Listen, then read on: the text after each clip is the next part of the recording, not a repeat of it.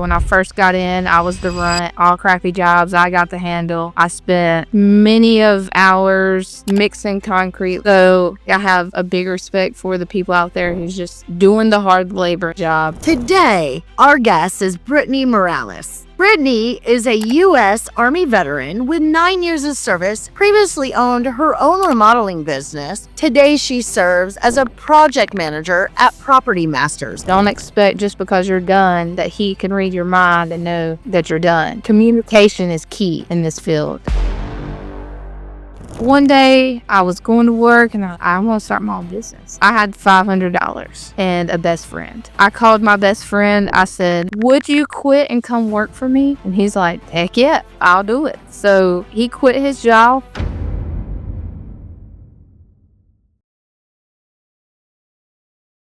Well, welcome back to Inside the Vendor Network, an Everresi original series where we spotlight the operators, platforms, and partners shaping how the SFR and BTR industry actually works. This episode is brought to you by Palisade.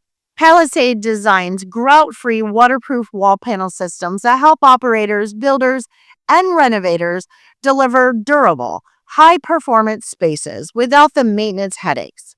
Built for efficiency, longevity, and real-world performance. Today, our guest is Britney Morales. Welcome to the show, Britney.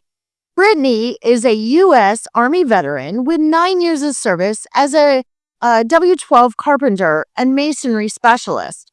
She spent 4 years working in apartment maintenance in Uptown Charlotte, previously owned her own remodeling business, and led commercial projects from concept to completion. Today, she serves as a project manager at Property Masters, where she leads crews, coordinates subcontractors, and ensures work is executed safely, on time, and to the standards only Property Masters is setting in this industry. But before we talk about job sites, leadership, or titles, I want people to understand who you really are, Britney, because how someone leads in the field is always shaped by who they are as a person. Britney, I'm so glad you're here today. Let's get inside the vendor network. Welcome to the show, Britney. Thank you for having me. It's an honor to be here. I'm really excited to jump into this with you. Yeah, well, we're really excited to have you. So, before the Army, before construction, before leadership roles, who is Britney Morales really?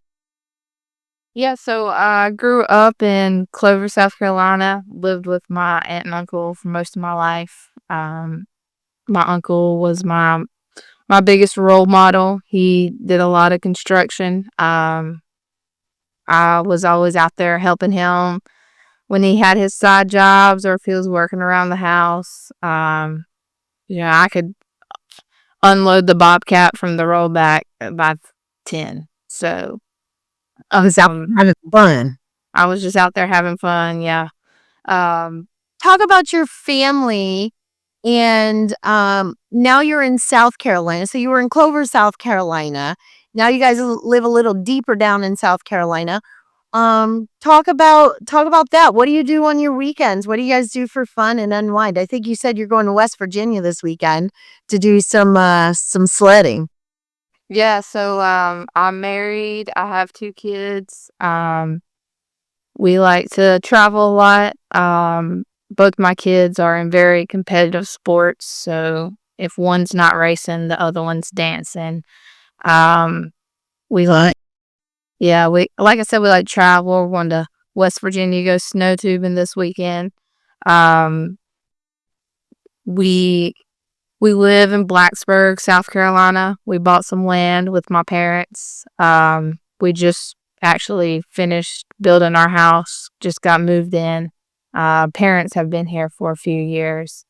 Um, Kind of moved farther into South Carolina to get out of all the traffic and the overflow from Charlotte. Uh, yeah, so I'm a real The chick. structure. So you built the structure in the house.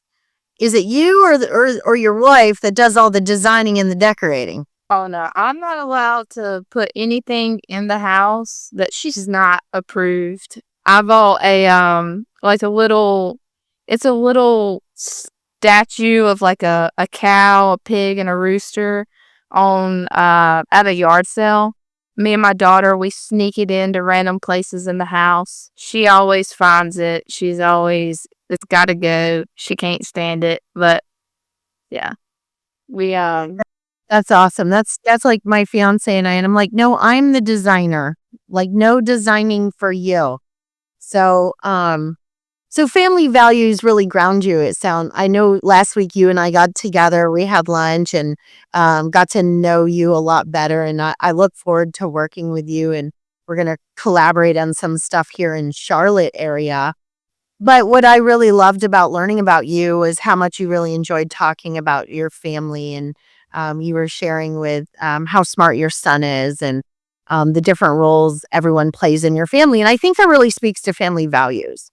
And I think that talks about how you were raised to early exposure to responsibility and hard work. And you really exemplify that with you and your own beautiful family that you're making today. yeah, family's the most important thing to me. Like I told you when we went to lunch, my wife, she supports me in everything I do. She constantly is telling me, yeah, go do it. Like I support you. My kids are great. Yes, my son is very smart. Maybe too smart for his own good sometimes.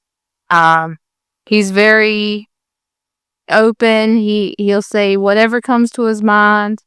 My daughter's a little different. She's kind of like, I need to know you before I'm going to talk to you, but she's a straight A student who works really hard at dance and all that. I couldn't be more proud of them. So Yeah. I think you really footed in discipline and accountability. Um, so let's talk a little bit about the military. I mean, you spent 9 years in the Army. So first and foremost, thank you for your service, and thank you for protecting my freedom as an American citizen. And I'm a 20-year Army brat, and we talked a little bit about that at lunch as well last week. But thank you for everything that you've done. But I'm guessing it's also where responsibility and discipline was really reinforced. Talk about learning carpentry and masonry in the military, in the Army. yeah, so the Army was a big part of my life for a really long time. I think that is where I got where I can get the respect for the hard labor that comes behind it, because when I first got in, I was the runt. So, all of the crappy jobs I got to handle. I spent many of hours mixing concrete with a shovel. I didn't graduate from not having to do that for a really long time. Very backbreaking. So, I have a big respect for the people out there who's just doing the hard labor of the job. It taught me so much, it doesn't just stop with carpentry and masonry. I might be on a job with somebody and we might be doing plumbing that day, or, you know, the squad leader could be doing the electrical. That could be what he's good at. So here we are doing that. I've got to do it overseas. I've got to do it over here. So I got to see the difference. I got to learn a lot from people who's just pulling it way Sales with different over there, yeah. The different voltages and how ham is in Europe as opposed to here. Where were you stationed overseas, so the audience knows? So I wasn't, I guess, really stationed overseas. I did a tour.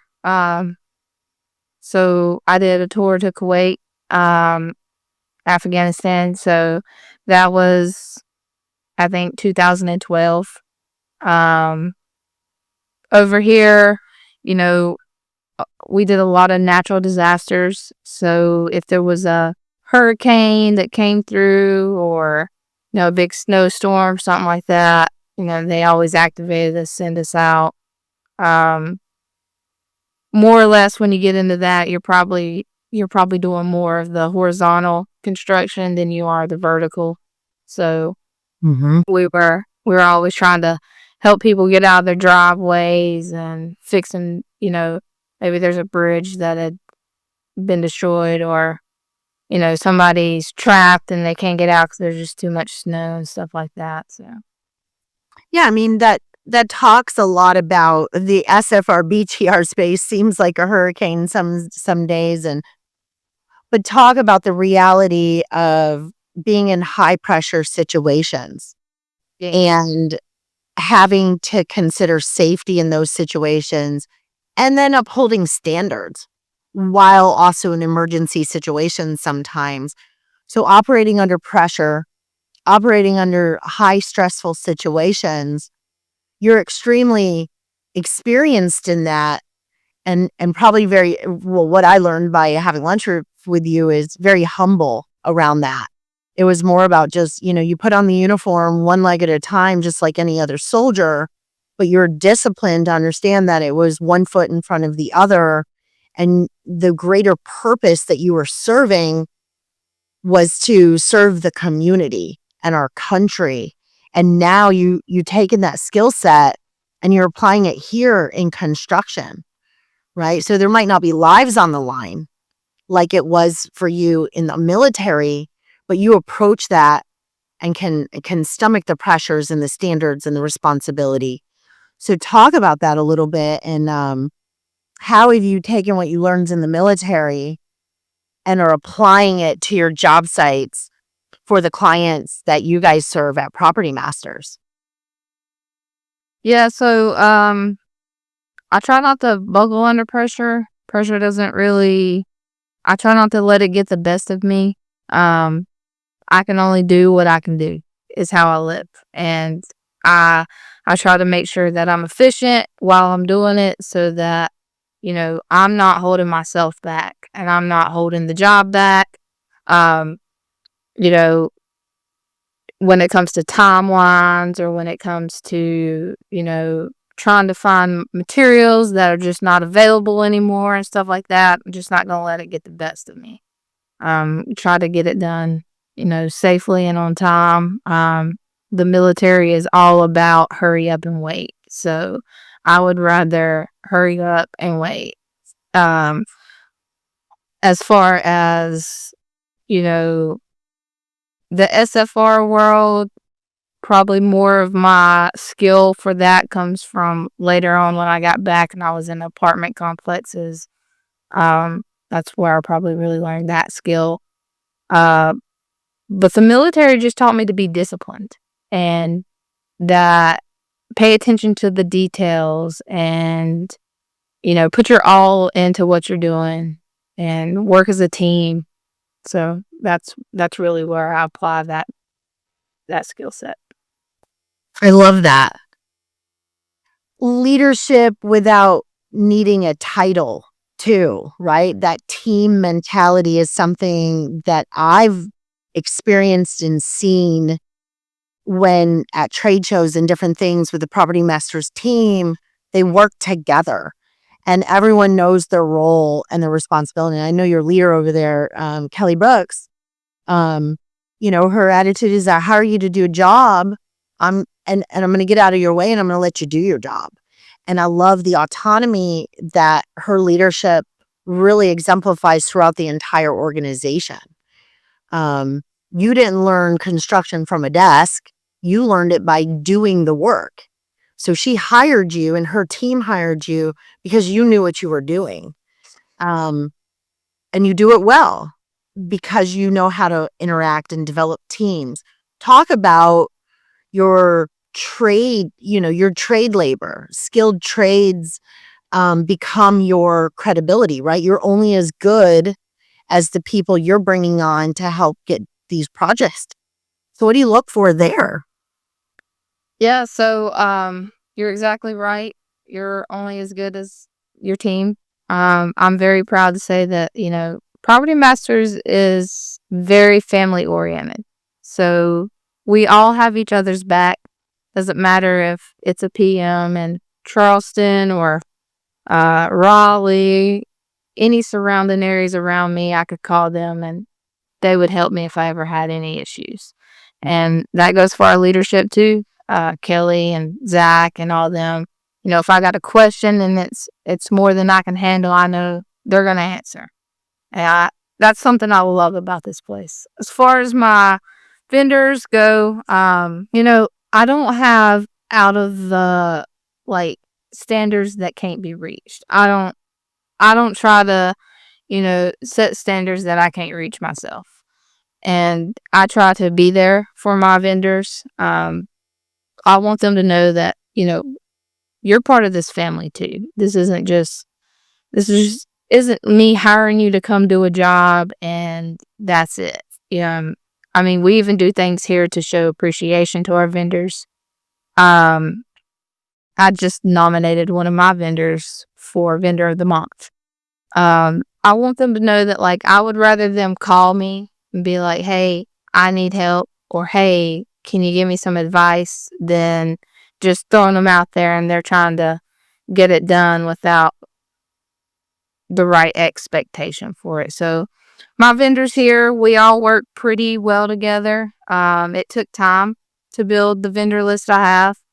I've taught them to work together as well because, you know, although it's my electrician, I would like for my electrician to be on the same page with my HVAC guy because they're really going to lean on each other. Um, he's going to have to be the one that wires up the system, or he's going to have to be the one that ties it in. So, yeah, y'all have each other's phone numbers, talk to each other, be on the same schedule with each other. Don't expect just because you're done that he can read your mind and know that you're done. Yeah. Communication is key in this field. Or if you didn't get done and you're running a little bit late, having that communication to keep the whole project flowing Absolutely. really good. And then having that mutual respect for one another is so important. So it sounds like you take a decent amount of time to define what does right look like. And we're going to get into the 4 C's in a little bit and the foundation in which Property Masters is built on. But knowing what right looks like and getting everyone kind of rowing in the same direction, that is no easy feat. And to your point, it takes time. And now that, Property Masters has been around 20 years, in a market sometimes in where we're at in the industry, workflow, sometimes there's ebb and flows. So you want to not only find your trade labor, but you want to keep your trade labor busy and prioritize keeping them working. That's really, really important in this industry. So you said you nominated one of your vendors. What made you choose that vendor? So I have really picked up in the SFR market, and most of my vendors, some of them are like, I don't want to go into occupied units. But I have this one vendor. It's a husband and a wife. They do Fannie Mae's for me, Freddie Mac's, whatever I can give them. And I told them, I said, hey, look, I need somebody that I can trust to go into these jobs. They're going to be small jobs. You might go in and you might fix a leaky faucet or maybe put a weather stripping on a door or something like that. But I just need somebody that I can trust. And, everything that I send them, they're just always like, yes, we'll take care of it for you. And, I'm very strong with talking to residents because I've picked that up over my life. And she'll call and she'll be like, hey, is it good for me to come Friday to get this done? And I mean, just last week she did that, and she was like, well, it'd really be better if you could come this weekend. Well, without hesitation, she's like, absolutely, we'll come Saturday if that works best for you. Even though maybe she wanted to be at home with her family on Saturday. She's made that work for me, and she communicates well. She lets me know what's going on. She lets them know what's going on. I never have to worry if they showed up. I know they showed up. Yeah, they do what they say they're going to do, which seems so simple, But so many times, I think it comes down to the basics, right? And I think just doing what you say you're going to do is so important. If we all committed to that, this world would be in a better place. I'm a big believer in just do what you say you're going to do. And then realize and give grace to others that sometimes things come up and you can't follow through. So, or do what you say you were going to do. And that's okay as well, but just communicate it. So, communication, I agree with you, is a big one. Yes. Being able to just say, hey, this is what we're going to do. Or, hey, by the way, I know we said that's what we were going to do, but oh, by the way, here's an alternative because of X, Y, and Z. And in this business, you've got to be flexible. And it sounds like you got a real winner there. She's flexible. She communicates well. That's hard to maintain and to keep good subcontractors working for you unless you're backed by a big company like a Property Masters, because they empower you to really have some autonomy out there and develop those relationships. And so talk to me a little bit about developing relationship. That's the big part that takes time, right? And trusting one another. Yeah, it does. I would have to say that, from when I first started to now, I have all new vendors. Um, and they're not vendor, there's vendors here that were here when I got here, but it's not like I went out and got these vendors, but I've trained them to know how I work and how they work. And we have, took that and we put it together and we flow now. It's almost like, I know, like when I first started, I'd be at home, it'd be after 6 o'clock or something, and I'd still be thinking about the job. I don't do that anymore. I can be at home, I can be present with my family, and I'm like, I know that got taken care of.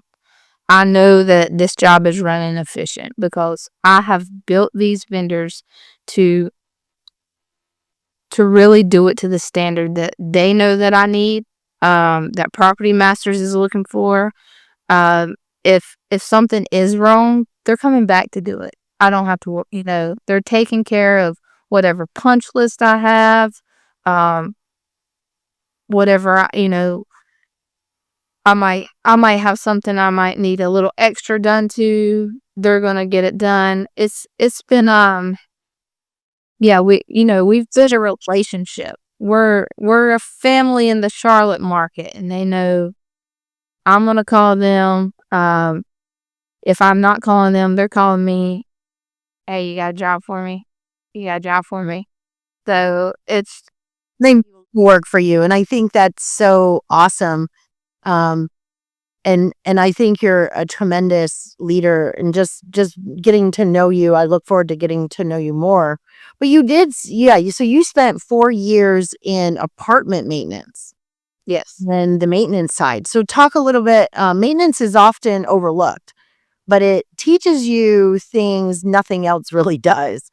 So what did the experience show you about building systems and long-term performance of an asset, right? Because these are asset classes. These homes that we're in, these apartments we're in, those are investments that either an organization or person has made, and the building itself, the systems and the long-term performance is a goal.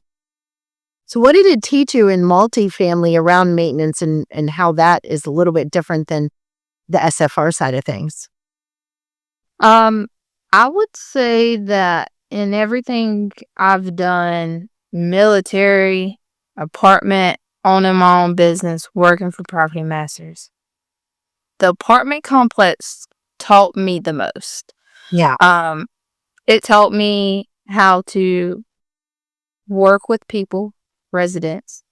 So it gave me that type of structure in life. Uh, you know, the military is more rough carpentry. I get to here, and I've got to think about not just me and the job. I got to think about who lives there, and if they were happy when I left.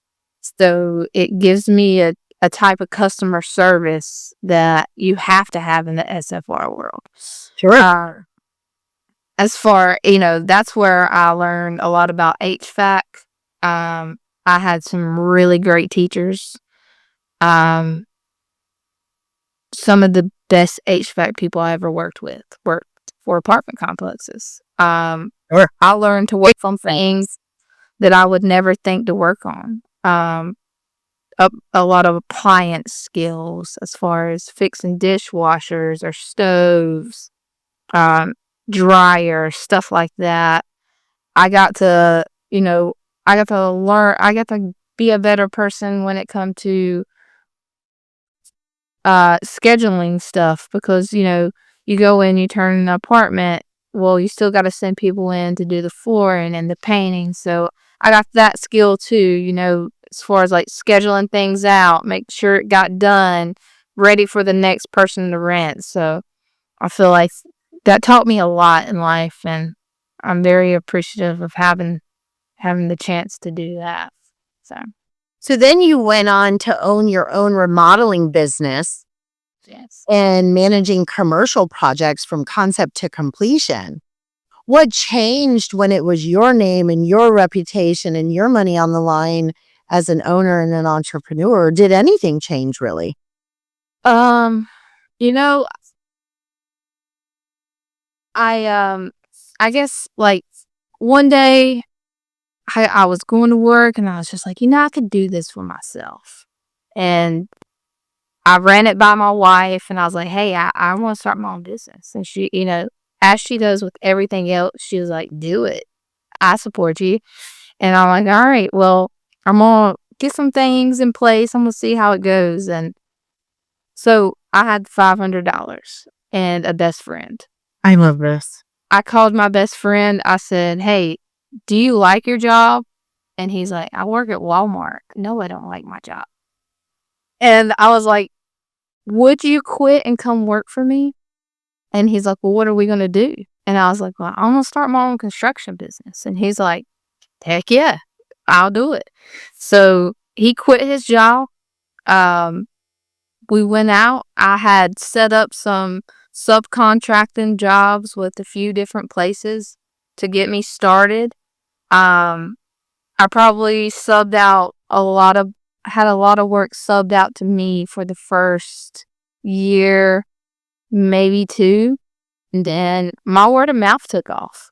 And I was doing, the jobs that I was finding on my own, or people calling me and be like, hey, you did a job for my cousin. I would like to get a quote. And it took off from there. And, I learned some life lessons doing that. I made some bad business deals doing that. Some that set me back a lot. Yeah.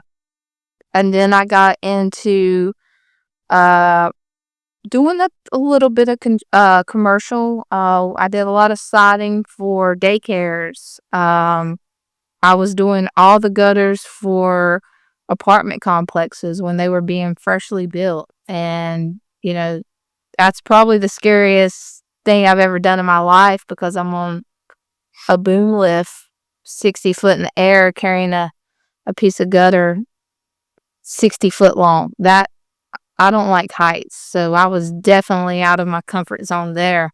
But I enjoyed it. And it thrived. Sometimes it didn't. I mean, even during COVID, I was always busy. And I love it. You started this with, I had $500 and a best friend. I did. That might be the best beginning story I've ever heard ever in the history of entrepreneurship. But I had you had a supportive wife, $500 and a best friend. Yeah. And you ended up 60 feet in the air on a boom lift, deathly afraid of heights, saying, doesn't matter, I'm going to figure this out. And I think that's the heart of this industry in SFR BTR. And that's the heart at Property Masters too. It's like, we don't know when, we don't know how, so we're always in this space, but you're a problem solver and you're willing to step outside of your comfort zone to learn something new. And that's who's shaping this industry. You're helping shape this industry and what these homes are that people are living in. And I think of that as very personal. Because look, you just built a home. You're in it with your wife and your kids, developing memories and having holidays and all the things. And you and your company are responsible for making ready homes for other families to live in and have memories and all of the things. And when you think about really the impact you have in your community, it takes guts. The guts that starting your own business with $500 and a best friend, and the guts of joining the military and serving our country for 9 years. You got guts, girl. And I respect you immensely. And I just love it. So as a business owner, there's no place to hide, right? All the budget's on you. Your best friend just quit his job, and now you got to pay him so he can pay his bills and feed himself. Client expectations, at your back, owning your mistakes, people taking advantage of you sometimes. Those were all real things for you. Yeah, it's scary, because I wasn't just responsible for myself. I now was responsible for my best friend too. Um, and I couldn't been more thankful for him. So, Well, and I love that because again, you're only good as your team. And so today you're a field supervisor at Property Masters. Love Property Masters. They talk a lot about the Green Diamond service. This is a brand that has become very well known in the industry with the Green Diamond. So I want to talk a little bit about the 4 C's: communication, collaboration, coordination, and confidence. And I think your past was like a deep dive education into all 4 of these C's, right? So confidence was built in the military. Coordination, you said, was probably one of the biggest things you learned in your multifamily, and scheduling and collaboration, developing teams and getting people to work together. And then communication, the reason you just awarded or nominated one of your subs to be subcontractor of the month. So I don't want the brochure version. I want the field version. And let's walk through what those actually look like on the ground. So why is communication so critical in renovation work? I mean, it's exactly the term. Communication is key. I'm not doing this by myself. I have somebody attached to me that in my field that we kind of do it together. She's my PC. She's my project coordinator. We have to have an open communication, because even though I may be communicating with the agent, she's communicating with the client. And if I haven't told her what's happening, she doesn't know. So I have to have an open communication with her. We This. Yeah, no surprises. We work great together. I have to communicate with my agent. She or he needs to know what's going on. Because I don't ever want them to walk the job and be like, just lost. Sure. Um, It prevents reworks. It prevents frustration, loss of trust. Like everyone knows what's happening. The project just runs better, right? yeah. Even with the vendors, there has to be an open communication there. I need to know, you know, that's something that I can say where we collaborate a lot together is we communicate about how far are you on schedule. We set out a schedule from the time that we walk the job together the very first day, because they know that I have flooring that still has to come in, and they know that I've got an HVAC guy that still needs to come in, and an electrician or a plumber.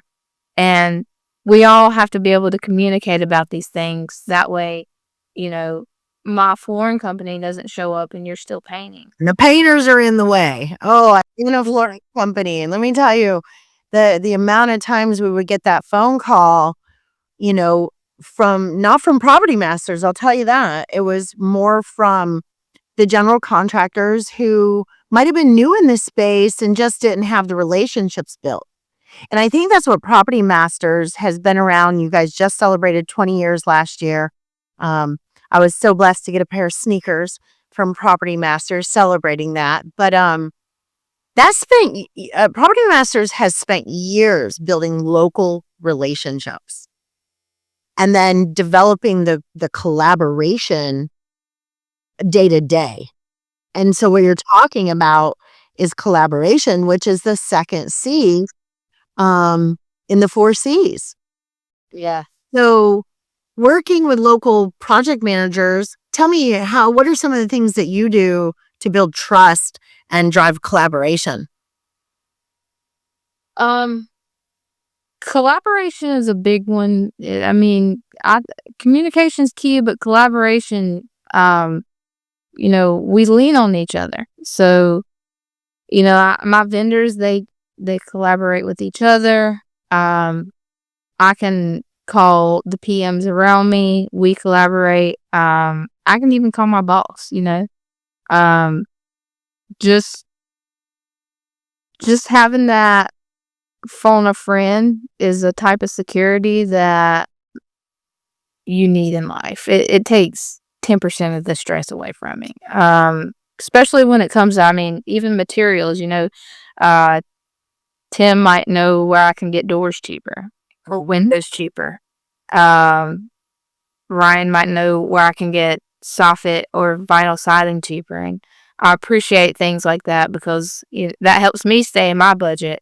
And it's not just with stuff like that, back to what I was saying, I don't want my vendors working on top of each other. Let's collaborate together and figure out how we can make a schedule work for all of us and, nobody's in anybody's way, stuff like that.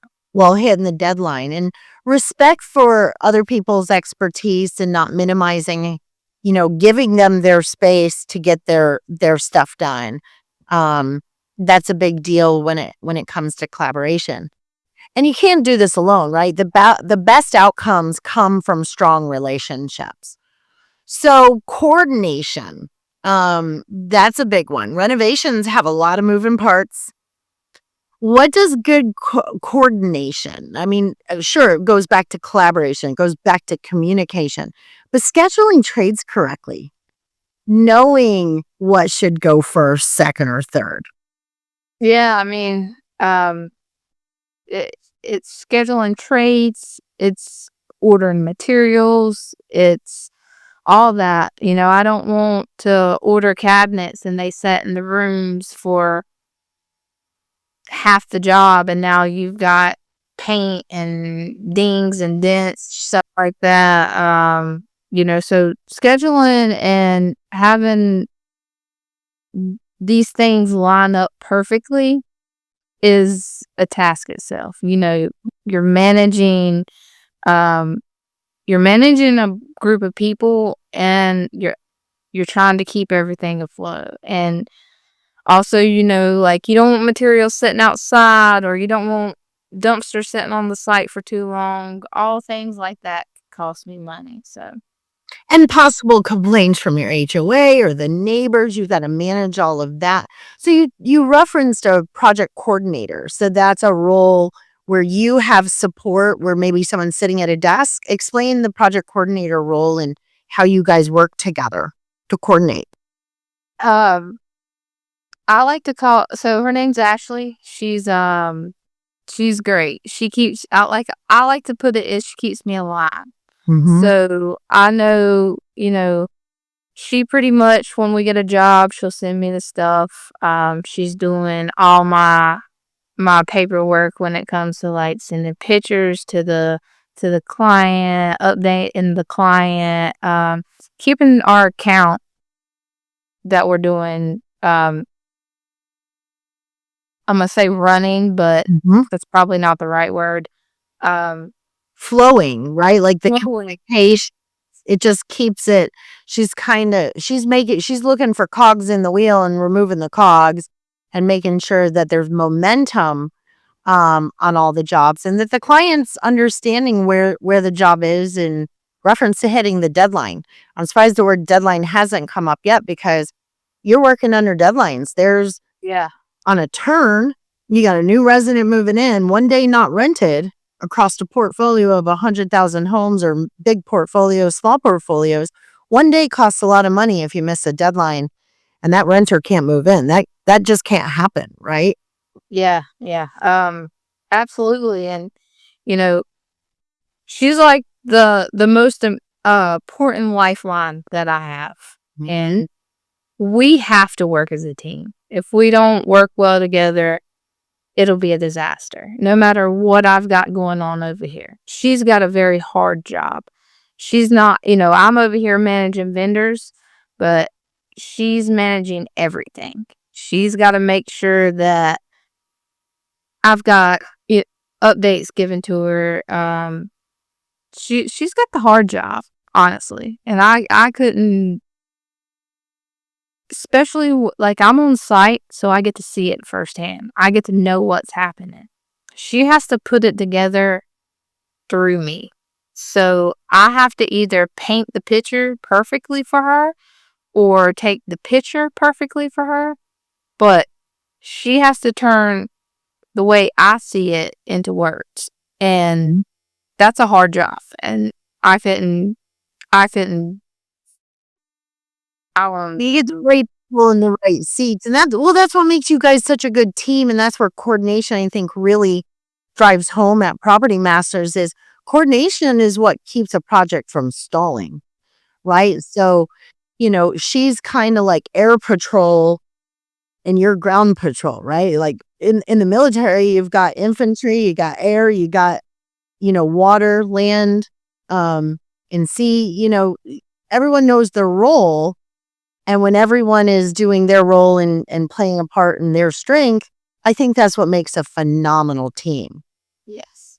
And leads us to the fourth C, and that's confidence. And I think when you're backed by an amazing team, you're backed by trade and a good subcontractor base, an experienced knowledge like you have, you can take those tools and those resources, and that shows up as confidence for your client and for your customer base.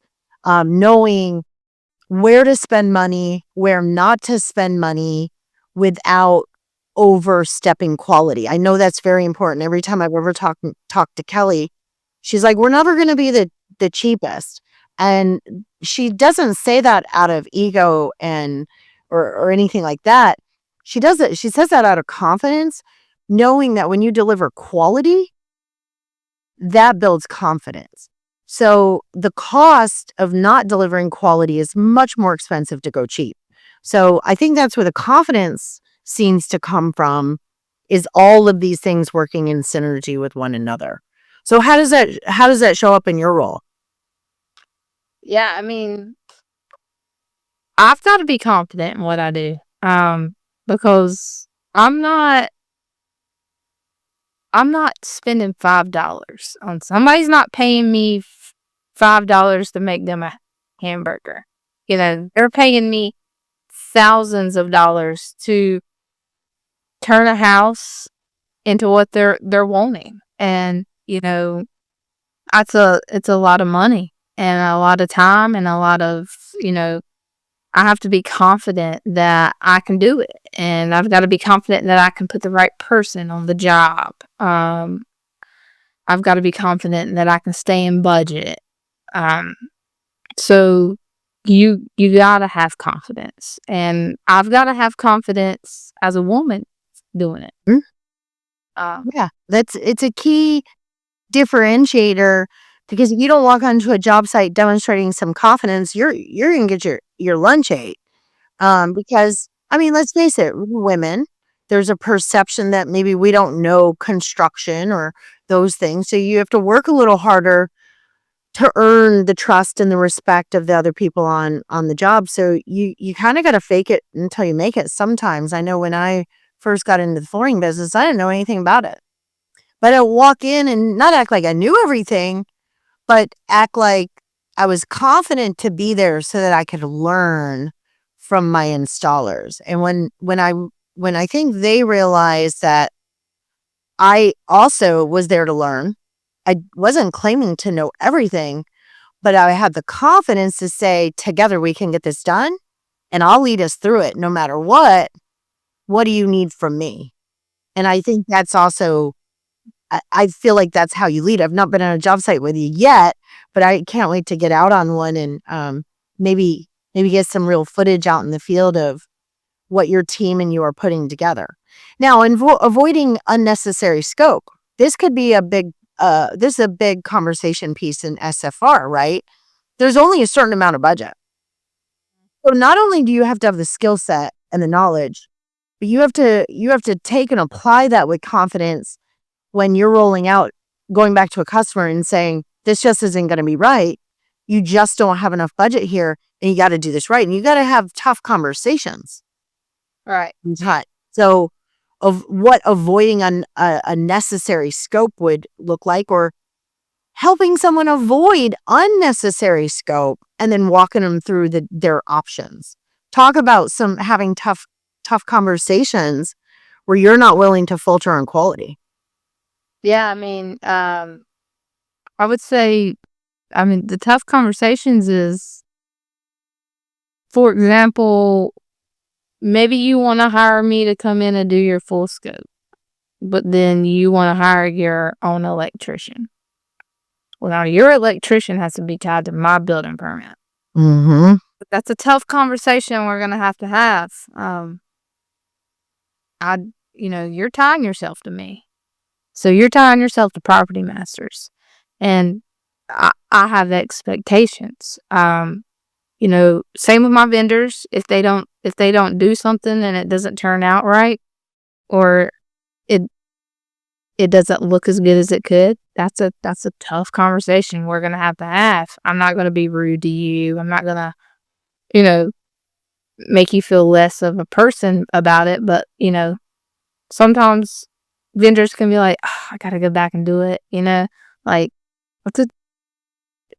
it's a tough conversation we're gonna have to have. But usually those conversations are pretty easy because we're kind of a family over here in the Charlotte market. We work together, so experience of working together, knowing what actually delivers a return for your customer, and knowing who and what you can rely on. So what I hear is that the 4 C's aren't a slogan.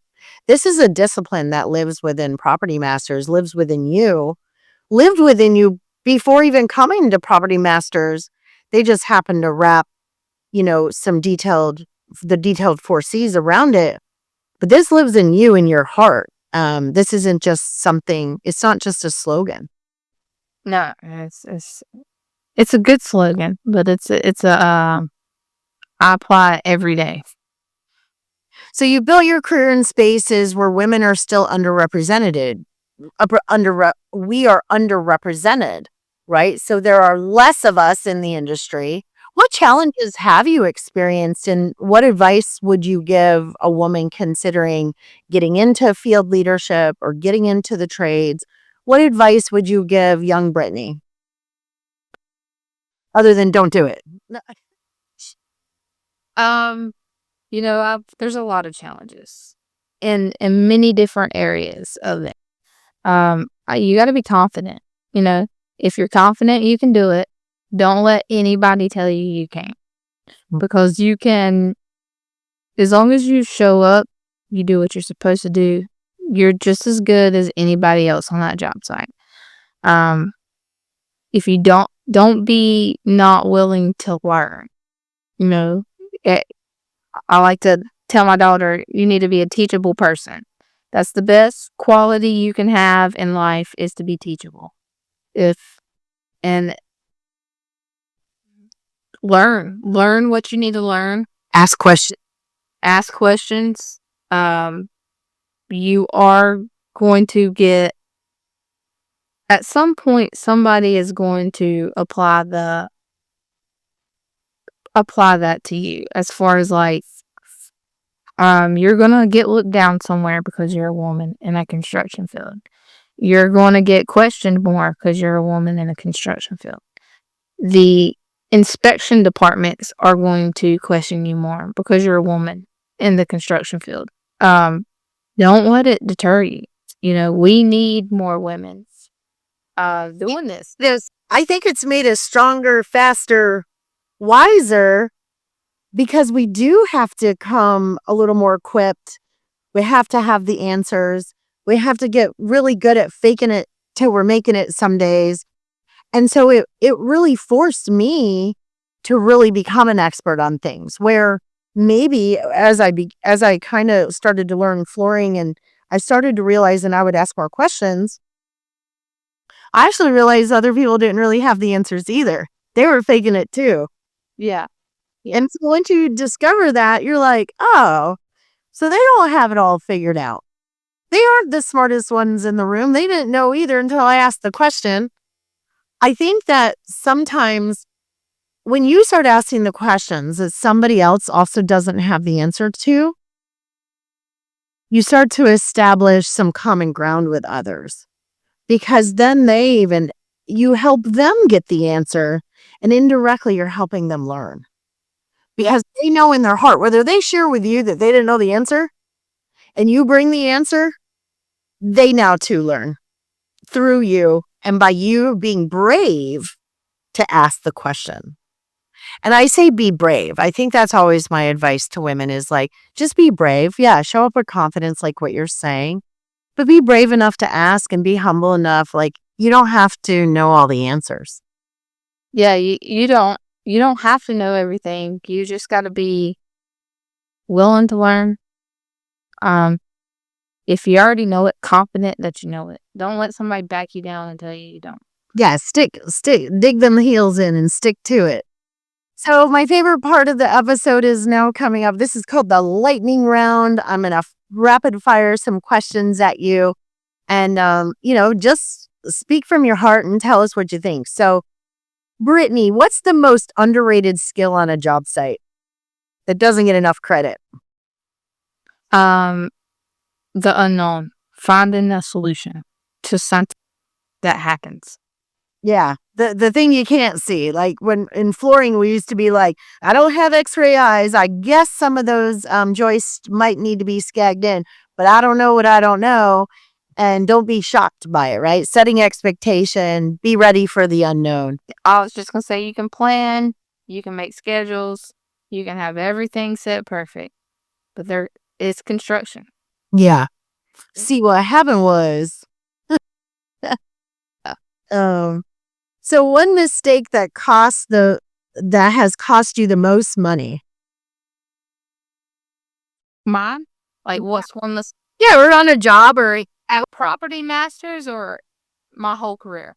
Your whole career. A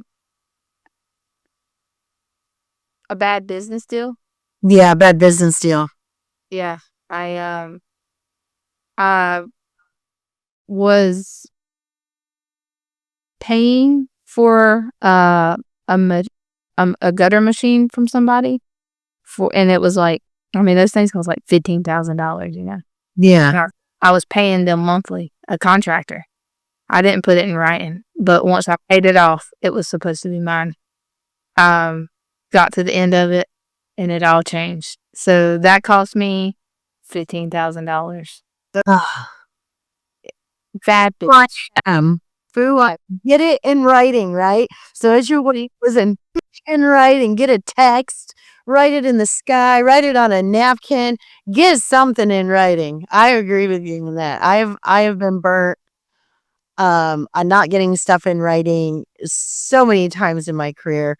And you'd think you learn it after the first or second, but you go into relationships thinking you can trust someone, good old network, you do a good handshake, you look someone in the eye and you do that.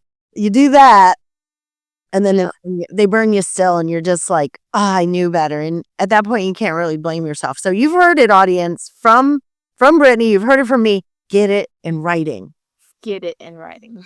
Before you make money, before the end of the deal, get the agreements up front and get it in writing. So, biggest Army lesson you still use today? attention to detail. Yeah. So, attention to detail is something that you're always going to apply in the field, in life, even as, almost in everything you do. Everything to do. Even if it's going to the supermarket or something. I think it's a little more natural for women. We pay a little more attention to the little details. I think it's a gift and a skill set that we were simply blessed with. And men have other skill sets. I'm not a male basher by any chance. They have other skill sets, so they're naturally better at than us. Like opening the pickle jar, and like their hands are they're stronger than us, right? Or I wouldn't say firing a weapon, because some women are really good at firing weapons, but men are stronger than us. But I think we were really naturally created to nurture. And by nurturing anything, it takes the ability to look at details. And I think that's a big one. One habit every field leader should possess and have. Accountability. Ooh, like that. Yeah. It's not always my vendor's fault. It's not always somebody. I don't like to blame others, I've got to have. It's your fault. Take ownership of it and be like, my bad, messed you up. Sorry I was running late. A lot of times we run late in this field. You're on one job site, something comes up, so you don't make it to the next one. You had a vendor waiting on you or something like that. Just own it. Don't make excuses, right? I can't. I learned, I've taken some training courses through Grant Cardone. It's sales training mostly, but I believe everyone's in sales. And Grant teaches a few concepts. And one of the concepts I learned really early on was like, hurry up and take responsibility, even if you're not at fault. Yeah. Yeah. Because even if you're not at fault and you're having a debate, you're going to spend so much energy at the beginning of a debate on whose fault it is. The faster somebody in the conversation takes responsibility, the faster you get to the actual solution. And when I've applied this, it's been really interesting. I try to apply it a little with my fiance, but I don't know. I'm just addicted to being right. And as humans, we are addicted to being right. It's just in us to be like, oh no, I'm right. But I will say, when you lay down your addiction per se of being right, and you just hurry up and say, you know what, that's my fault. The number one thing, watch what happens. Try it in the next conversation. The other person will be they'll then seek to find where they can take responsibility in it as well. The faster you get to taking responsibility. So when you do it, you're like, oh no, you know what? That's my fault. It's usually followed up with like, well, no, I should have also done this. So it immediately gets to one of the C's, and that's collaborating on the problem. Mm-hmm. It's interesting. I love it. It's a phenomenon. Hey, wait for my wife to see this, right? They'd be like, where's that accountability? Well, no. Well, this is what I'm saying. Personally, I'm still having a challenge applying this. My fiance is we worked together for a decade at Preferred Floor and Tile. He was over all field operations. And so, we used to butt heads quite a bit on different things. And I mean, it's interesting. He would see me, with a customer, immediately take responsibility. He's like, man, if you just do that in our relationship, things would be so different. Right? And I'm like, you're wrong. So, is good stuff. So, what does doing it right mean to you? Time is money. So it'll cost you less to take your time and do it right the first time than have to do it again. Yeah, no shortcuts. Stop read the instructions. We just put up, you can't see it here in my office. We just put up some IKEA. If you are looking for an exit in any marriage, go ahead over to IKEA, buy a couple bookshelves, bring them home and put those together. And that'll sure get you fast forward to a divorce if anyone's looking for an exit in the audience. But no shortcuts, right? Read the instructions. It takes 2 minutes to read the instructions. Make sure it's that hole that screw's supposed to go in and not that one. And then you're going to save yourself a lot of frustration and a lot of time. So, final takeaway, if someone's listening today, Britney, and is interested in working with you at Property Masters or has a project they're trying to get done, how can they get in touch with you? Yeah, just propertymasters.com. You can follow us on LinkedIn. If you're trying to be a vendor, we have part of our website where you can go and apply for that. Yeah, Instagram, stuff like that. Yeah, and of course, you can always reach out to me. I can connect you with Britney. If you're here in the Carolinas, what markets are you serving? Do the Charlotte market. Filling in a little bit. In like Roanoke, Virginia. I'm not sure if that's Roanoke, yeah. Roanoke. Up to Winston-Salem, all the way to Wadesboro. So Yeah, so you're all in we're right. ground. Yeah, you're covering some ground.